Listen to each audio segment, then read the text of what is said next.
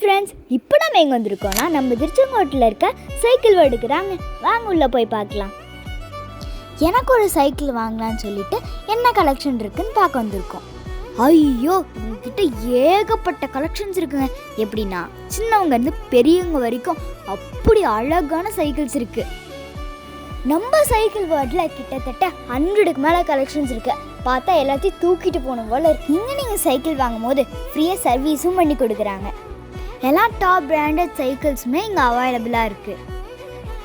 Cycles எல்லாம் purchase பண்ணும்போது இவங்க ஆக்சசரிஸ்லாம் ஃப்ரீயாக கொடுக்குறாங்க.